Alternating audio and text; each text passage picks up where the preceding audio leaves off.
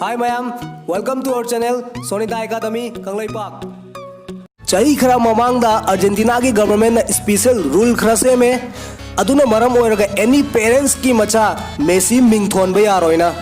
The reason behind this, the one and only Siginupa Lionel Messi. Maram karigino haiba kanda Argentina da Messi kauba ming asukki matik yamaba. In future moigi identities loina mangkrani na. Messi is one of the best football player in the history of football. Mahakna 6 Ballon d'Or awards ngamlaga record kaya semkhre. Aduga Messi amasung Messi ki record ti loina khangli bangaktani. Adubu Messi oirakpa phawbada awaba kaya lanthengmeraga hotnaba kaya hotnaraga magi struggle di mi khara khaktani khanglamgadaba. Adu mahak ki journey se yamna inspiring su oiba. Chahi tara mathoi suringaida mahak se growth hormone deficiency haiba laina gasu mayok nakhi. Sigi laina sida hakchang gi growth lepkhiba hakchang chawkhalaktaba adugumba laina ni. Football haiba game sidi stamina gi game nina chahi tara mathoi gi age ta sigumba situation lakpada angang kaya no amadi give up amasung ngamlaroi haikrani adubu give up tawba mi dudi legend kauna de dana.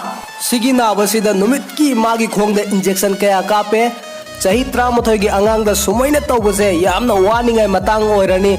aduga sigi laina gi treatment tawbase paisa su yam tangba aduna maram oiraga magi parents ki saving loina loigraba asuk waba situation da mi amabuna loan piyo na yadaba karigino haiba kanda Messi gi babadi icham chamba wakaram oirami aduga mamana mi gi da thabak suba chatlami mayam winner loina makki common oiba amadi laibani adu karino haiba kanda problem kaya la asu waba kaya thengarasu ngamdaba kaya lairasu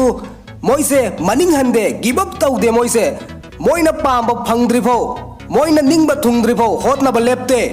asuk sathiba situation sida Messi na maning han kide maning han bagi mahut mana magi practice double oina taukhre khara chawraga football se game dagi henba magi punsi ni na lawgibani aduna mayam ngauning adi passion da ngaubiyo aduga profession onthokningai hotna biyo ma football thadokide hainai dena hotpu hotna de mahai soidana phangye do magi play ama yengba oina Barcelona youth club ki director lakpa Messi gi play ubaga director du yam impress oigre khudakta Messi की parents का उना बचत खरे director ना Messi से growth hormone deficiency लेना है बन नाव खंगले director ना Messi की parents ता offer अमत औरे Messi की लायंग बकोई लोइना येंगे अदुबु Messi से स्पेन चट लगा बार्सिलोना यूथ क्लब की ओइना साना हनगे ना Messi की parents ना हराव ना याखरे करिगिनो हाय बकांदा Messi की लायंग नंगाय मोइदा पैसा लेतवा Messi स्पेन चट खरे फजना लायंग मतुंगा मासे हाइट नेमन बगी कयारक मोइगी टीम दा साना बगी चांस फंगखिदे अदुबु चांस फंगबा मतम दसु मोइगी टीम मेंबर ना मवन द बॉल पास तबिदे अदुबु Messi नि दुना एनी उपाय तौरगा बॉल से मुल्लगा